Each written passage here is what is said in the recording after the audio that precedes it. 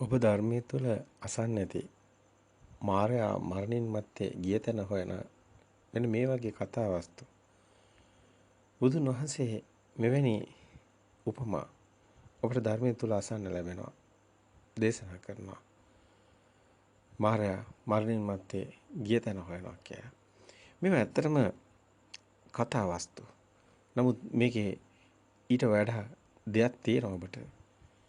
මේ විඥානයේ මරණින් මත්තේ රහතන් වහන්සේගේ ඒ පිරිනිවන් පෑමෙන් පස්සේ ඒ රහතන් වහන්සේ පිරිනිවෑමෙන් පස්සේ ඒ සෝපටිශේෂ නිබ්බාන ධාතු අනුපටිශේෂ නිබ්බාන ධාතු කය පොළවට පස් වුණ තැන ඒ සිත නිෂ්ප්‍රභා වුණ තැන අවසන් හුස්ම ගිලිහි ගිය තැන නැවත සකස් වෙන්නේ නැති බව විඥානේ ගිය තැනක් කොහෙන්ද කියන තැන ඒ කියන වචනේ ඊටාම ගැඹුරුයි. ඒ දකින්න මහා නුවණක් ඕනි. කුද්දක නිකායේ අපි කලින් ඉදිරිපත් කරා ඔබට ඇසෙන්නේ නැති මේ රහතන් වහන්සේගේ ස්වභාවය මේ විඥානයේ අනිදස්සන විඥානයේ ස්වභාවය විඥානං අනිදස්සනං අනන්තං සබ්බතෝ පබං තාපෝච පඨවි තේජෝ වායෝ නගාරති එච්ච දීගන්ත රසං අනාතෝලං සුභසුභ විඥානයේ අනිදස්සන උතන අනන්තං සබ්බතෝ පබං විඥානේ පතිත වෙන්නේ නැහැ.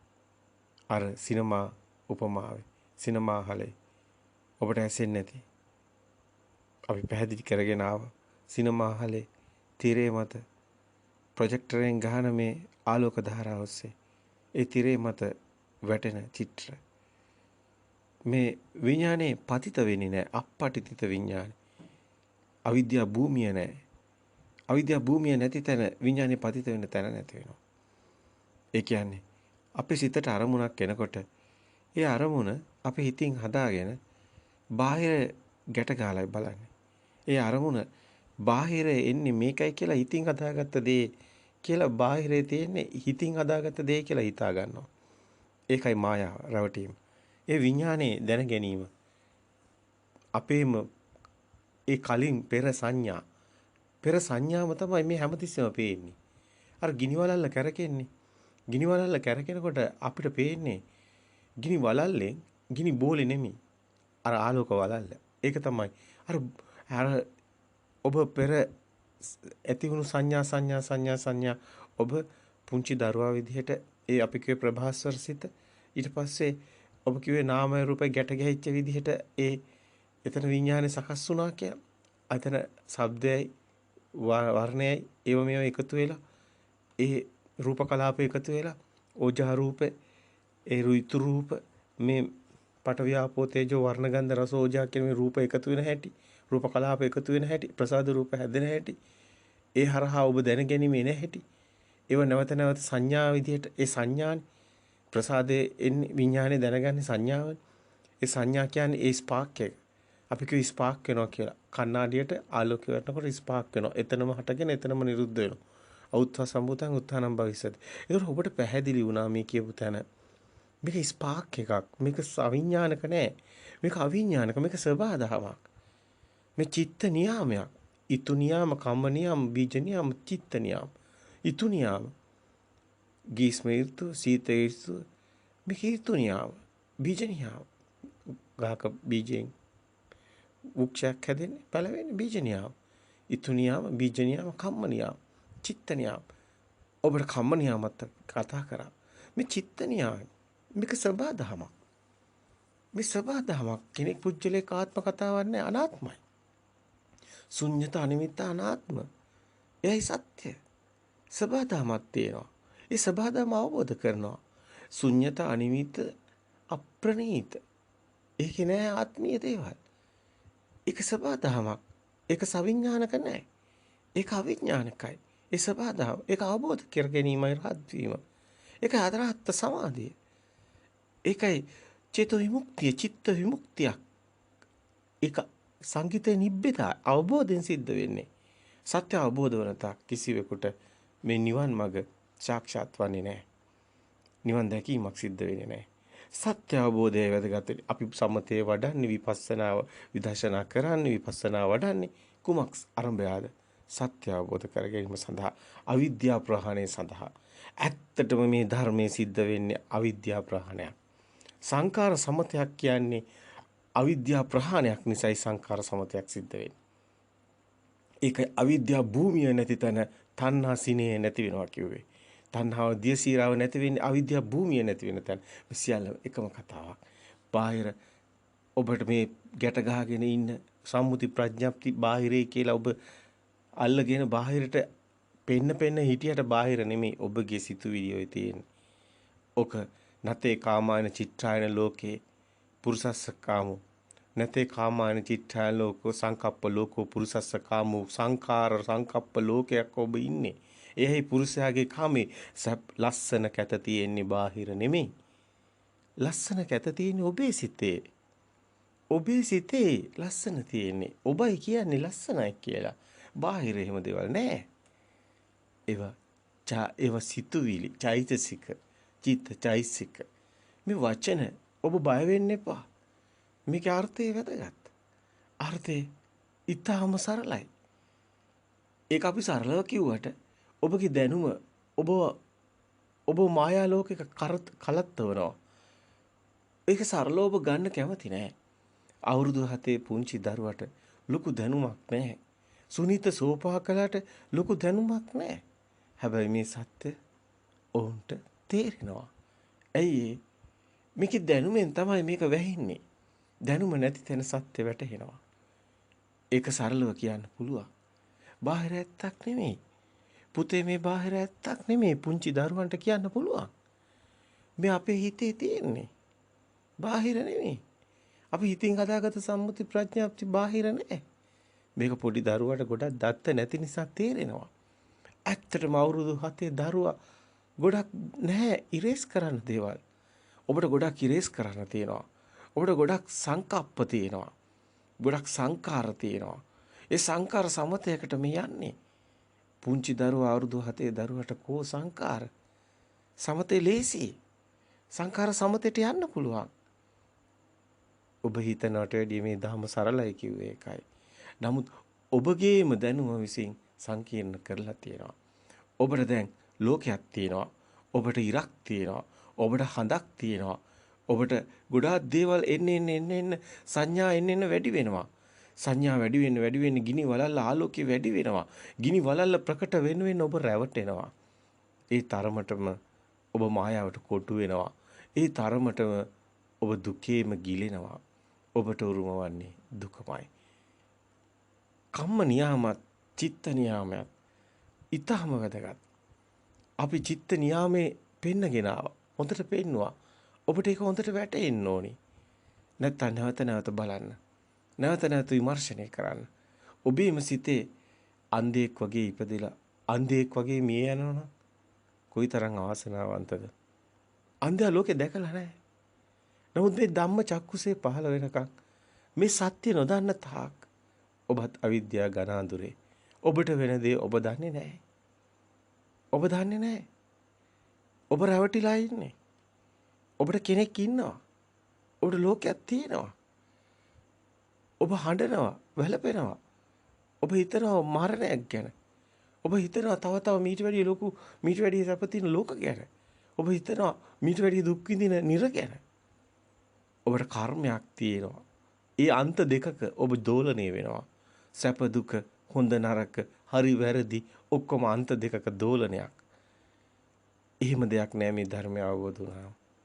ධර්මය අවබෝධ වුණාම හේතුඵල ධමයක් අවබෝධ වෙනවා. හේතුඵල ධම සබා ධමයක්.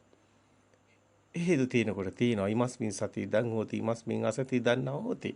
මේ ඇති කලි මේ වේ මේ නැති කලි මේ නොවේ. ආලෝකයේ තියෙනකොට. ඒ වර්ණ සිතක් හැදෙනවා. මේක ඒ වගේ දෙයක්. මේක කිසිම නෑ ආත්ම කතාවක් ඒ මුකුත් නෑ. මේක දකින්න බෑ. ඇයි ආත්මීය සිතකට කොහොමද අනාත්මීය දෙයක් දකින්නේ? එතරයි මහා ගැඹුර තියෙන්නේ. සත්‍ය දැනෙන්න හැම තැනම සත්‍ය දකින්න එනේන අරමුණ සිතට අරමුණු එන අරමුණ සත්‍ය දකින්නවා නම් ඒ සෑම අරමුණක්ම සත්‍ය දකින්න තැන මිදෙනවා. එවිට ඔබට කිසිවක් විතුරු වන්නේ නැහැ. විඥානේ අනිදස්සන වෙන්නේ අන්න එතනයි. විඥානේ දැන ගැනීම එනේන අරමුණයි දැනගන්නේ. ඒ අරමුණ සත්‍ය දකිනවා නම් අරමුණ නිෂේධනයක් වෙනවා. නිමිත්තක් නැති වෙනවා. ඒක අනිමිත්ත වෙනවා. එනේන අරමුණ අනිමිත්ත වෙනවා නම් එතන අනිමිත්ත සමාධියක් උපදිනවා. ඒක ප්‍රකට වෙනවා නම් එතන අනිමිත්ත සමාධියයි තියෙන්නේ. මේ සද්ධා වීරිය සති සමාධි ප්‍රඥා සිතේ සත්‍ය දකින්න සද්ධාව එයයි පරම සද්ධාව. එයයි ආර්ය සද්ධාව. ආර්ය භූමියේ සද්ධාව. සිතේ සත්‍ය දැකීමයි. සිතට රැවටීම නොවේ. සිතේ සත්‍ය දැකීමයි. ඒ සද්ධාවට ඔබ වීරියක් තියෙනවා. මුලින් ඔබට වීරිය අවශ්‍යයි. එයයි සතියට. ඒ නේ අරමුණ දකින්න මිදෙන තැන අනිමිත්ත සමාධියයි. ඒ නිමිත්ත අනිමිත්ත බවට පත්වන සතිය අරමුණේ මිදෙන සතිය.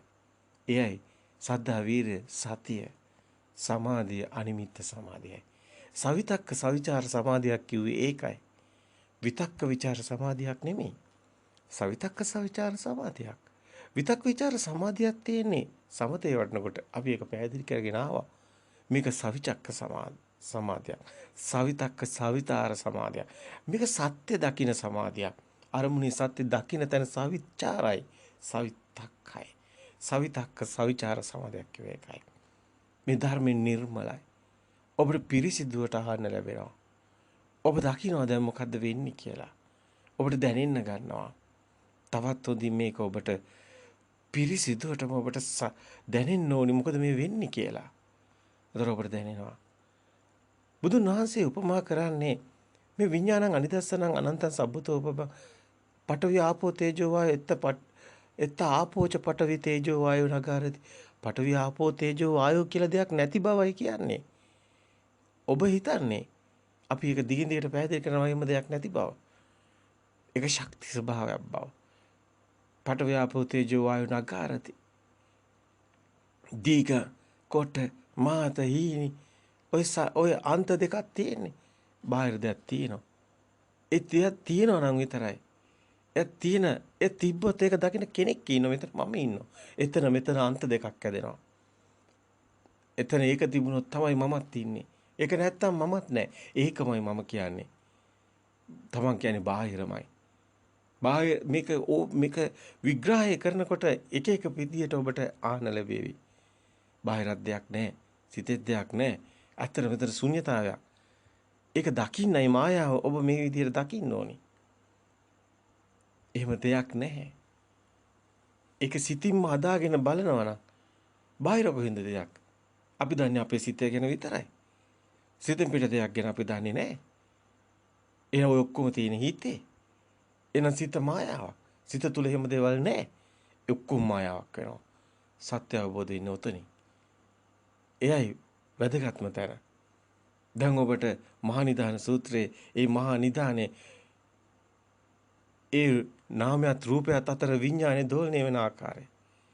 නාම රූප පත්‍ය විඥානං කියන එක. මේ මහා නිදානේ තමයි ඔබට දෙයක් හදලා කර්මයක් හදන්නේ. දෙයක් තිබ්බොත් සමුදයයි. සමුදය තිබ්බොත් දුකයි. සමුදය තියනවා කියන්නේ මත ආසාවයි ඇල්වීමයි ගැටීමයි කියන්නේ ඇලෙනවා ගැටෙනවා කියන්නේ තණ්හාවයි. බාහිර පොතක් තියනවා කියන්නේ එතන ඇලෙනවා ගැටෙනවා කියන්නේ තණ්හාවයි. සමුදය කියන්නේ බාහිර පොතක් තියනවා කියන්නේ තණ්හාවමයි. එහෙම වුණොත් එතන දුකමයි තියෙන්නේ. එහෙමනම් සත්‍ය දන්න කෙනාටයි මෙතන දර්ශන සමාපatti ඊටම වැදගත්. සත්‍ය දර්ශනික කුමක්ද? සත්‍ය ධර්මික කුමක්ද? ඒ දන්න කෙනාටයි. ඒ සුතවත් ආර්ය ශ්‍රාවකයාටයි. පරතු ගෝසේ ඇති කෙනාටයි. සත්‍ය දන්නේ හුටයි. මිදීමක් තියෙන්නේ. ඒ අවිද්‍යාව ප්‍රහීන වෙන්නේ විද්‍යා ආලෝකයේ ඇති කෙනාට පමණයි. අන්න එයයි නිරෝධේ. සත්‍ය දකින්න තැන නිරෝධේ. ඉනේ සත්‍ය දකින්න තැන ප්‍රතිපදාව. එයයි දුක්ඛ නිරෝධ ගාමිනී පටිපදා ආර්ය සත්‍ය. අන්න එතන ඒ ප්‍රතිපදාවේ එන අරමුණේ දැකලා මිදෙන එක. ඒ මිදෙන එක්කෙනාටයි නිරෝධ සත්‍ය හම්බ වෙන්නේ. අන්න සමුදය ආර්ය සත්‍ය, දුක්ඛ ආර්ය සත්‍ය, නිරෝධ ආර්ය සත්‍ය, මාර්ග ආර්ය සත්‍ය, චතුරාර්ය සත්‍ය. එක්ෂණික සිතක උදේවැය දකින්නාට චතුරාර්ය සත්‍යයත් එතනමයි. ආර්ය ශ්‍රාණක මාර්ගයත් එතනමයි. ඇයි? ආරෂ්ඨාංග මාර්ගේ කුමක්ද? සම්මා දිට්ඨිය කුමක්ද? බාහිර ඇත්ත වුණු තැන මිත්‍යා දෘෂ්ටිය. බාහිර සත්‍යයක් නොවන තැන සමුදය මිදෙන තැන සම්මා දිට්ඨිය. එතනයි සම්මා වායාම, සම්මා වාචා වෙන්නේ. එතනයි සම්මා කම්මන්ත. එතන සම්මා ආජීව තියෙන්නේ. ඇයි හැමතැනම ඔව් බාහිර සත්‍ය නොවන සිත තුළින් දකින්න සිතත් සත්‍යයක් නොවන බව දකින්න තැන මිදීම තියෙන තැන සම්මා වාචා. මිදීම තියෙන සත්‍ය කතා කරන සම්මා වාචා. එතන මිදීම තියෙන සම්මා සංකප්ප. ඒ සම්මා සංකප්ප එතනයි තියෙන්නේ. එතනයි තියෙන්නේ සම්මා ආජීවය. එතනයි තියෙන සම්මා කම්මන්තේ. එතනයි සම්මා සංකප්පය. එතනයි සම්මා සතිය තියෙන්නේ. එතනයි ඒ දකින්න සතිය සම්මා සතියයි. ඒ වෑයම සම්මා වායමයි. ඒ සමාධිය සම්මා සමාධියයි. අන්න ආරෂ්ඨාංග මාර්ගයේ එක්ෂණික සිතක මේ එන අරමුණේ සත්‍ය දකින්න තැනයි ආරෂ්ඨාංග මාර්ගය හමු වෙන්නේ. පැහැදිලි ඔබට සියල්ලම තියෙන්නේ මේ අරමුණක දැකීමක්. බලන්න ඔබ හොඳට සතරාර්ය සත්‍යයත් එක්ක අරමුණකයි දකින්නේ. ආරෂ්ඨාංග මාර්ගයේ කරුණකයි තියෙන්නේ. ඔය සත්‍විස් බෝධිපාශික ධර්මම එක්ෂණික සිතක ඇතිවීම නැතිවීම දැකලා මිදෙන තැනයි ෂණ සම්පත්තිය කියන්නේ ඒකයි. එතන එක්ෂණික සිතකයි දකින්නේ. එක්ෂණික සිතක උදේවැය දකින්නාට මරණය හමු වෙන්නේ කිව්වේ ඒකයි. මරණයක් හමු වෙන්නේත් නැහැ. සම්මුති ප්‍රඥාප්ති විදිහට නැතර සියල්ලම බිඳ වැටෙනවා. සම්මුති ප්‍රඥාප්ති තියෙන්නේ බාහිර දෙයක් තියෙන තැන පමණයි. දෙයක් නැති වෙන තැන සියල්ලම බිඳ වැටෙනවා. අන්න විඥානං අනිදස්සනං අනන්තං සබ්බතෝ පවං එච්ඡාපෝච්ච පඨවි තේජෝ වායෝ නගරති එත් දීගන්ත රස්සං අනාතුලං සුබස්සුබං එත් නාමංච රූපංච එසේ සංඋපරුජ්ජති. නාම රූප දෙක ගැට ගැහෙන්නේ උපරුජ්ජණය වෙනවා.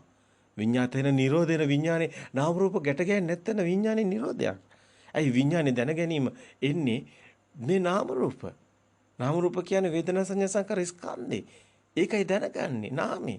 ඒකත් බාහිර නෙමෙයි කියලා රූපයෙන් මිදෙනකොට නාමෙත් එහෙම දෙයක් නැහැ මිදෙනවා. අන්න නාම රූප දෙකෙන්ම මිදුණු තැන විඥානේ කොහෙද තියෙන්නේ? විඥාණයට හටගන්නේ නැහැ. විඥානේ පතිත වෙන්නේ. එන අරමුණ නිෂ්ප්‍රභා වෙනවා. අරමුණ හරයක් නැති වෙනවා. අන්න රාගය නැති වෙනවා. ඇලෙන එක නැති වෙනවා. නිබ්බිදාවට එනවා. අරමුණේ කලකිරෙනවා. අන්න විරාගයට එනවා. ඒකට රාගයක් නැහැ. අන්න නිබ්බිදන්ති විරාගන්ති නිරෝධයට යනවා. මිදෙනවා. අන්න පටිනිසග්ගානුපස්සී. මේ යනකොට සමස සකස් වෙන්නේ මිදෙනවා. ගිනි බෝලේ කැරකෙනවා. කැරකෙන වේගය වැඩි වෙන තරමට කැරකෙනවා වැඩි වෙන තරමට ආලෝකය වැඩි. බාහිර ඇත්ත වෙලා වැඩි. නමුත් බාහිර ඇත්තෙන් මිදින යනකොට බාහිර සත්‍ය නොවන බව දකිනකොට අර ආලෝකයේ වේගය අඩු වීගෙන යනවා. ආලෝකය අඩු වීගෙන යනවා. වේගය අඩු වීගෙන යනවා. දැන් මොකද වෙන්නේ? අපි කිව්වේ ඒකයි. ගිනි බෝලේ එකපාරටම නවත්තන්න බෑ. ටිකයි වේගය අඩු වෙලයි නවතින්නේ. නිබ්බිදාන්ති විරාගන්ති නිරෝධන්ති පටිනිසග්ගානුපස්සී කියලා පෙන්වන්නේ ඒකයි. අවසානයේ කරන්න දෙයක් නැහැ කිව්වේ මොකද්ද? අර ගිනි බෝලේ කැරකෙන්න ගත්ත බලය නැති වෙනවා. ඒ ජවය නැති වෙනවා. ගිනි බෝලේ ඉබේම කැරකෙන එක නවතිනවා. ඒකයි අවසානයේ කරන්න දෙයක් නැති වෙනවා කිව්වේ. ඒකයි පාරුව හදලා ගඟට දැම්මට පස්සේ පාරුව තමන්මයි හදා ගන්නවා කිව්වේ. මේ සත්‍ය දකින්න සද්ධා වීරිය සති සමාධි ප්‍රඥා පාරුව බල ධර්ම බවට පත් වෙනවා. ඉන්ද්‍රිය ධර්ම බල ධර්ම බවට පත් වෙනවා. මේ ඉන්ද්‍රිය ධර්මයක්. ඔබ දන්නවා ආයතනවලත් කියන්නේ ඒ ආයතනයක් හැදෙනවා. නමුත් ඉන්ද්‍රිය ධර්මයක් කියන්නේ දෙයක් ඉන්ද්‍රියක් විදිහට ක්‍රියාත්මක වෙනවා. දැන් ඔබ තුලම ඒ සත්‍විස් බෝධිපාශික ධර්ම මේ පංච ඉන්ද්‍රිය ධර්ම ක්‍රියාත්මක වෙනවා. අරමුණේ මිදෙනවා. අරමුණේ මිදෙන තැන ඒක බල ගැන්වෙන තැන ඒක નિરાයාසයෙන්ම එනේන අරමුණේ සත්‍ය පේන්න ගන්නවා. ඒකයි පාරුව තමා විසින් හදාගත්තට පස්සේ පාරුව මේ ඔබ දැන් ප්‍රතිපදාව තුල නම් ඉන්නේ. ඒ දුක්ඛ නිරෝධ ගාමිනී පටිපදා ආර්ය සත්‍ය කියන්නේ එනේන අරමුණේ මිදෙන ප්‍රතිපදාව අරමුණ දැක මිදෙනවා. මේ මිදෙන ප්‍රතිපදාව නම් ඉන්නේ. සෑම අරමුණකම මිදි නම් යන්නේ. ඔබට අරමුණක් එනකොට සද්දයක් එනකොට ඒ සද්දේ බාහිරට යන්නේ නැත්නම් ඔබ දකිනවනේ එහෙම දෙයක් බාහිර නැති බව. තමන්ගේ සිතම බව. සිතෙත් එහෙම දෙයක් නැති බව ඔබ සද්දෙන් මිදිලා. සද්දයක් විතරයි. සද්දේට ඔබ කම්පනයක් නැහැ. වර්ණයක් විතරයි. ඒකට කම්පනයක් නැහැ. රසක් විතරයි. ගන්ධයක් විතරයි. රස පටිසංවේදී රස රාග න පටිසංවේදී. අන්න ශබ්ද පටිසංවේදී ශබ්ද රාග න පටිසංවේදී. වර්ණ පටිසංවේදී වර්ණ රාග න පටිසංවේදී. අන්න ගන්ධ පටිසංවේදී ගන්ධ රාග න පටිසංවේදී. රස පටිසංවේදී රස රාග න පටිසංවේදී. අන්න මේ මිදි ආයතන හයෙම මිදි යන ගමන. ඒකට දෙයක්. එතකොට ශබ්දයක් විතරයි. වර්ණයක් විතරයි. ගන්ධයක් විතරයි. ඒවේ හරයක් නැහැ. ඒවට ඇලෙන්නේ නැහැ. ඒවට කම්පනයක් නැහැ. ඒවත් ඔහේ තියෙනවා. අන්න ක්‍රියාසිත. ක්‍රියාවලියක් විතරයි. ඒ ක්‍රියාවට හිමිකාරයක් නැහැ. ක්‍රියාවට කෙනෙක් නැහැ. පුජ්‍යලයේගේ දෙයක් නෙමෙයි. ක්‍රියාව හුලකට අතු සෙලවෙනවා. ඒ කවුරුත් කරනවද? නැහැ. සබාදාමක් පමණයි. වැස්ස වහිනවා. ගඟ ගලනවා. සබාදාමක් පමණයි. දැන් අරමුණු එනවා යනවා. සබාදාමක් පමණයි. කෙනෙක් නැහැ. කෙනා නැති වෙලා යනවා. කෙනා දිය විලා යනවා. සත්‍ය දකින්න තැනයි වෙන්නේ. ඒ නිවන් මගයි තියෙන්නේ. එයයි මේ නිවන් මග. මේ විඥානයේ අනිදස්සන වෙන තැනයි ඒ නිවන් මග හමුවන්නේ. ඒ විඥානයේ අනිදස්සන වෙන තැන ඒ අපපටිතිත විඥානය. පතිත වෙන්නේ නැහැ කොහෙවත්. අවිද්‍යාව ප්‍රහීන වෙන තැන. අවිද්‍යාව ඇතිතාවක් පමණයි. ඒ තණ්හාව විඥානේ පතිත වෙන්න භූමිය හම්බ වෙන්නේ. විඥානේ පතිත වෙන්න භූමිය නැති වෙනවා. අන්න අවිද්‍යාව භූමිය නැති වෙන තැන විඥාව නැමැති බීජේ පැලවෙන්න බැරි වෙනවා. තණ්හාව නැමැති දියසීරාවක් නැති වෙනවා. දැන් සියල්ල නිෂ්ප්‍රභා වෙනවා. ඒකයි බුදුන් වහන්සේ කිව්වේ මෙතන කුරුලේ ගිය අහසේ කුරුලෙක් පියාඹුවා වගේ කියලා. ඒකයි පෙන්වන්නේ මේ කුද්දක නිකායේ ඔබ දැක්කේ ඒකයි මේ සූත්‍රවල අපි ඒවා ඉදිරිපත් කරා අවසානයේ ඔබ දකින්න ඇති මේ දිගින් දිගටම ඔබට ඇසෙන්නේ නැති අපි කියනවා මෙහෙම දෙයක් ආකාශේන සකුන්තානං කියලා. ආකාශේ කුරුලෙක් පියාඹන ගියා වගේ කියලා. යේ සංසත්ති චයෝ නත්ති යේ පරිඤ්ඤාත භෝජන ශුඤ්ඤතෝ අනිමිත්තෝ ච විමුක්ඛෝ යේස ගෝචරෝ ආකාශේන සකුන්තානං ගතිතේ සම්දුරාචයං. මේ ආකාශේ කුරුලෙක් පියාඹන ගියා වගේ. ගිය තැනක් පාරක් පෙන්වන්න බෑ වගේ. අවසානයේදී ඒ ශුඤ්ඤත අනිමිත්ත චේතු විමුක්තිය තුළ ඒ රහසන් වහන්සේගේ ඒ භූමිය කිසි කෙනෙකුට හොයන්න බෑ. අහසේ කුරුල්ලන් ගිය පාර වගේ ඒ රහතන් වහන්සේගේ සිතේ ස්වභාවය කිසි කෙනෙකුට දකින්න බෑ. ගිය තැනක් හොයන්න බෑ. ඒකයි මායයට පරදිනවා කිව්වේ. මායя කියන ආත්ම දෘෂ්ටිය. ආත්මයට තැනක් පෙන්වන්න බෑ. ආත්ම දෘෂ්ටිය බිඳ වැටෙනවා. ආත්මීය ස්වභාවයෙන් බිඳ වැටිලා යන්නේ. එයයි මේ නිවැරදි නිවන් මඟ ඔබට හමු වෙන ඒ දිසානතිය ඊටාම නිවැරදි. ඔබ මහා නුවණින් මේ කාරණාව දකින්න ඕනි. ඔබටත් පුළුවන් නිවන් දකින්න. අපි ප්‍රථම නිබ්බාන සූත්‍රයේ ඔබට දිගින් දිගට පෙන්නගෙන ආවා. ප්‍රථම නිබ්බාන සූත්‍රය ඔබට අහන්න ලැබුණා කියනවා අපේ. අති භික්ඛවේ තදායතන යත්ත නේව පටවින ආපෝ න තේජෝ න වායෝ න ආකාසානං ආතන න විඥානං ආයතන න ආකින්ඥායතන න සන්න සංඥාතන අති භික්ඛවේ තදායතන යත්ත නේ පටවි ආපෝ තේජෝ වායෝ කියලා දෙයක් නැහැ. බුදුන් වහන්සේ මෙතනත් ඒකම කියනවා. න පටවි න ආපෝ න තේජෝ න වායෝ. එහෙම දේවල් නැහැ. පටවි තිබුණොත් තමයි මේ පෘථුවියක් තියෙනවා, තද ගතියක් තියෙනවා, ඉරක් තියෙනවා, හඳක් තියෙනවා, බාහිර දෙයක් තියෙනවා කියන්නේ. ඒකයි මේ කතාවේ ලොකු ගැඹුරක් තියෙනවා. ඔය හතරමහා භූත තියෙනවා කියලා ඔය අභිධර්මයේ පොතේ ඉගෙනගෙන ඊට පස්සේ අබ්ද ඔබට අහන්න ලැබෙනවා. අපේ ප්‍රසිද්ධ භික්ෂුන් වහන්සේලා මොන්ඩිසෝරියේ අපි අතර මෙහෙම තමයි අපිට කියන්න වෙන්නේ. සමා වෙන්න ඕනේ. ඉතින් උන්වහන්සේලා ප්‍රසිද්ධ වුණාට ධර්මය අවබෝධ වෙලා නැහැ. උන්වහන්සේලා කියනවා මේ අභිධර්මයේ තියෙනවා. මේ පටවියාපෝ තේජෝ වායෝ තියෙනවා කියලා. ඒවා ගණට පෙන්නන්නේ. තාම මොන්ටිසෝරි වගේ. මේක ඔය ලදරු තැනකින් දකින්න තාම ගැඹුරට යන්න බැරි වෙලා තියෙනවා. මහා ගැඹුරක් තියෙනවා අපේ හාමුදුරනේ. සමහර අපේ දියුණු ආධ්‍යාත්මික දියුණු අතරම බොහොම ටික දෙනා ඉන්නේ. භික්ෂුන් වහන්සේලාට මේ කාරණාව වැටහෙනවා. ඔවුන් ඒ භික්ෂුන් වහන්සේලා ආධ්‍යාත්මිකව දියුණු නැත්නම් ඒක දකින්න බෑ. එක්තරා දියුණුවකදී තමයි ඒක දකින්න ලැබෙන්නේ. ඔබ දකිනවා අපි මේක පඨවි ආපෝ තේජෝ වායු ඝන විතරක් නෙමෙයි. ඒක අංශු වලටත් පෙන්වනවා. ඒක අපි ශක්ති වලටත් පෙන්වනවා. එහෙම දෙයක් නැති බවත් පෙන්වනවා. සකස් වෙන හැටිත් පෙන්වනවා. ඒ සුද්ධාෂ්ටකේ හැදිලා තියෙන පඨවි ආපෝ තේජෝ වායු කියලා පෙන්වනවා. ඒ රූප කලාප ප්‍රසාද රූප කලාපේ ශක්ති කලාපයක් කියලා පෙන්වනවා. ඒ ශක්තියක් කියලා පෙන්වනවා. ඒ ප්‍රසාදේ කියන්නේ ඔබ දැන් බලන්න ගන්ධ රූපේ. ගන්ධ රූපේ අල්ලන්න පුළුවන්ද? බෑ. ඒක ශක්තියක්. ඒකයි මේ ගන්ධ රූපේ ප්‍රසාද රූපේ ශක්තියක්. ඒක රූප කලාප 54කින් හැදිලා තියෙන්නේ. ශක්තියක්. දකින්න රස රූප සද්ද රූප අල්ලන්න පුළුවන්ද? බෑ ඒක ශක්තියක්. ඒකයි රූප කලාප 54 නක් කොයිද තියෙන්නේ? ඒක ශක්තියක්. ඒකේ පඨවි ආපෝ තේජෝ වායු සුද්ධාෂ්ටකෙන් නෙමෙයි හැදිලා තියෙන්නේ. සුද්ධාෂ්ටකෙන් හැදිලා තියෙන්නේ. අන්න ඒකයි අපි පෙන්නුවේ එකින් එක රූප කලාප බෙද බෙද පෙන්නුවේ මේක හැදෙන හැටි. ඇත්තටම ඔබ මන අනුවණින් දකින්න.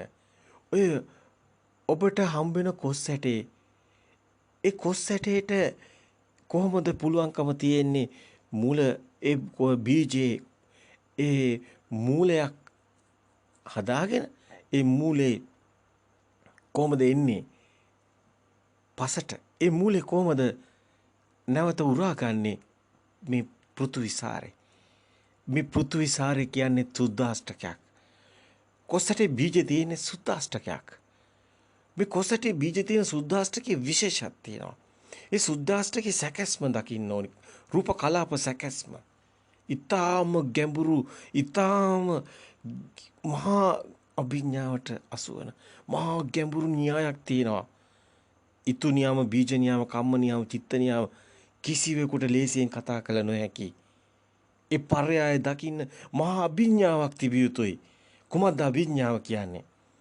ඥානේ අභිධර්මයේ ධර්මය අභිධර්මයේ කිව්වේ ධර්මය තවත් ගැඹුරෙන් දැකීමයි අභිධර්මයේ කියන්නේ ඒ වගේමයි ඥානේ තවත් ගැඹුරින් දැකීමයි අභිඥා කියන්නේ ඥානේ ගැඹුරුම ඒ ගැඹුරු ඥානෙට ඇසු වෙන්නේ එහෙම කිව්වත් ඒක අභිඥාම තමයි අභිඥා කියන්නේ ඥානමයි ඥාන මට්ටමත් අභිභවා ගිය ගැඹුරු ඥානයයි අභිඥා කියන්නේ ඒ ගැඹුරු ඥානෙට අසු වෙනවා මේ රූප කලාපවල තියෙන තේජෝ රූප කලාපයේ තියෙන ඒ උතු රූපේ රූප කලාපේ රූප කලාප කියන්නත් බෑ ඒක ඊටත් එහාට යනවා කැඩිලා ඒක අතිශයින් සියුම් කතාවක් අපිට ධර්මය තුල අහන්න ලැබෙන්නේ නැහැ සුද්ධාෂ්ටකයෙන් රූප කලාපයෙන් එහාට දෙයක් නමුත් මෙතන ඊට එහාට දෙයක් තියෙනවා අපිට තේරුම් කරන්න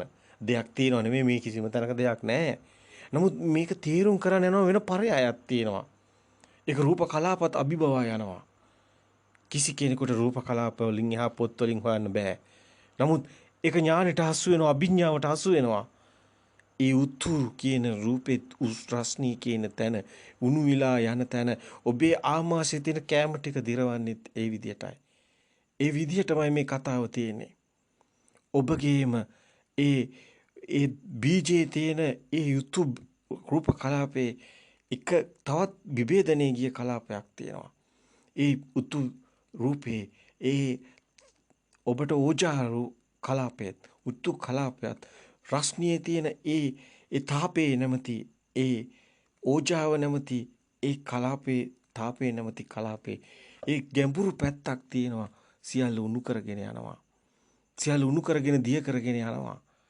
ඒකයි මේ මූලයට පෘථුවිසාරේ උරා ගැනීමේ ඒ එතනයි තියෙන්නේ මේක එතනයි තියෙන්නේ මේ රහස රූප කලාප වලින් අතුලාන්තයේ තියෙන තවත් ඊටාම සියුම් විෂයක් තියෙනවා ඔබට පැහැදිලි කරන්න ඒ රූප කලාප වල පෙන්වන සුද්ධාෂ්ටකේ පඨවි ආපෝ තේජෝ වායු වර්ණ ගන්ධ රස ඕජා කියලා මේ ගන්න ශක්තිය ඒකකේ ඒ ශක්තිය ඒකකේම සැකස්මකින් මේ සිද්ධ වෙන්නේ ඒක ඔබට තේරෙනවා මෙතන උතු තාපේ නැත්නම් උෂ්ණේ කියන උෂ්ණත්වයේ කියන එක ඒක ඔබට තේරෙනවා මේකේ දියවීමක් කියාවක් තියෙනවා දිය කිරීමේ ඒ ස්වභාවය ඒක තුලම මේ ලුකු රස්නියක් ඇවිල්ලා ඔබ මේ පේන ඔබගේ මේ මසමසලාසවට මේ ඔබගේ ස්පර්ශයට ගෝචර වෙන එකක් නෙමෙයි මේ කතාව.